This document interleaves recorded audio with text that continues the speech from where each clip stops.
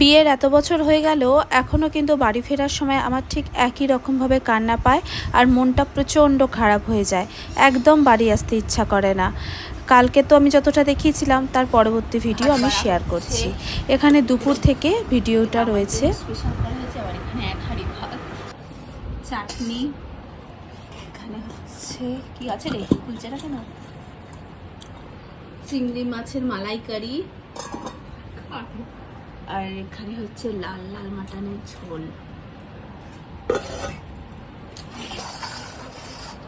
এত ভাত আমাকে দিয়েছে, এই ভাত কমা, ভাত কমা। চিংড়ি মাছের মালাইকারি পড়ে গেল আমার পাতে, আর দিস না, লঙ্কাটা দেখে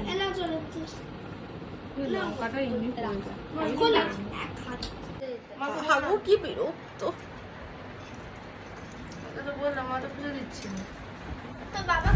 আসলে আমি বাড়ি গেলে না সমস্ত কিছু আমার মন পছন্দ মতো রান্না করা হয়, আর একটা দিনের ছুটিতে গেছি যখন, তাহলে এই এত কিছু রান্না আমি একদিনে কি করে খাবো বলো। তাই আমি বলে দিয়েছিলাম তুই নয় চিংড়ি মাছের মালাইকারি কর, নয় মাটনের ঝোল কর। ও দুটোই করেছে, আর একটাই তো পেট, কত কিছু খাবো। সকালবেলায় আমি যেহেতু পান্তা ভাত খেতে ভালোবাসি, পেট ভরে পান্তা ভাত খাইয়ে দিয়েছে।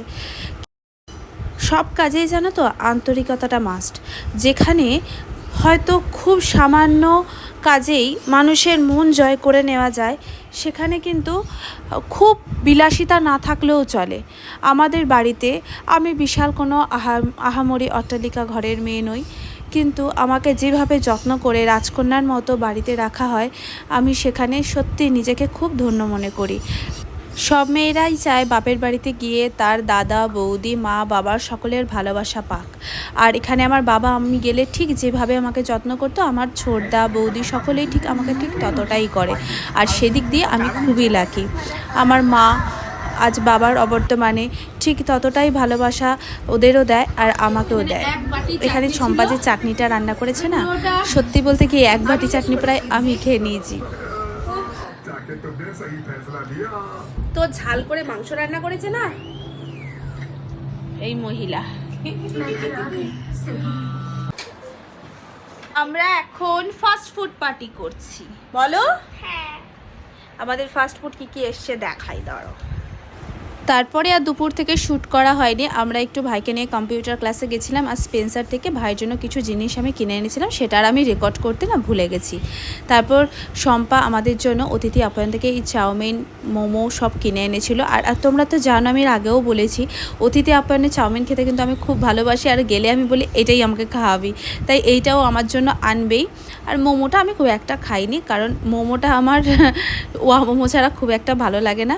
চাউমিন খেতে আমি খুব ভালোবাসি, আর এই চাউমিনটা আমার সব থেকে বেস্ট লাগে। আমি এত খাবো না, কি ওই তো ওকে দাও, ও খাবে চাউ লাভার, ও চাউ লাভার। আহা, এ হাতে করে খাচ্ছে, দেখ চামচ নিয়ে আসছে। এখানে আছে মোমো, চাটনিটা কেমন খেতে দেখো। আমার এর থেকে ভালো আর কিছুই হয় না, হাতে করেই চালাই বাবা। তারপরে রাত্রিটা এইভাবেই ডিনার করে কাটিয়ে দিলাম। আর সারা দিনটা যেভাবে আমরা মজা করেছি তার রিলসের মাধ্যমে তো আমি তোমাদের সাথে শেয়ার করবই। এইভাবেই আমরা সারাক্ষণ এনজয় করি ভাই বোন সবাই মিলে।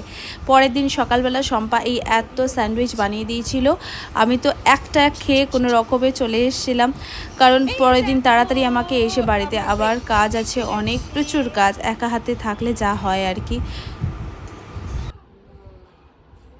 সকাল সকাল আমাকে শম্পা ব্যাগ গোছানো হয়ে গেছে, নামবে না, আয় তাড়াতাড়ি আয়, ও বাড়ি যাবে না। আসার সময় ভাবি কখন আসবো, কিন্তু যাওয়ার সময় আর আমার যেতে ভালো লাগে না। কত যে দুঃখ, কত মনের একটা অপূর্ণ আশা এখানে থেকে যায়। যাওয়ার সময় এদের এই চোখ ভর্তি জল, ওদের দেখলে আমারও চোখ ভর্তি জল চলে আসে। আর ভাইকে তো টাটা করতে একদম ভালো লাগছে না, মনে হচ্ছে ওকে তুলে নিয়ে পালিয়ে যায়, কিন্তু সবারই পড়াশোনার চাপ, আমি জানি ও বাড়িতে গিয়ে প্রচণ্ড মন খারাপ করবে। মাকে টাটা জানিয়ে বললাম তাড়াতাড়ি আমার বাড়িতে এসো, খুব শিগগির দেখা হচ্ছে। তারপরে তো আমরা দুজনেই মুখটাকে বড্ড ছোট করে চললাম বাড়ির উদ্দেশ্যে। দুজনের বদন দেখেই বুঝতে পারছো।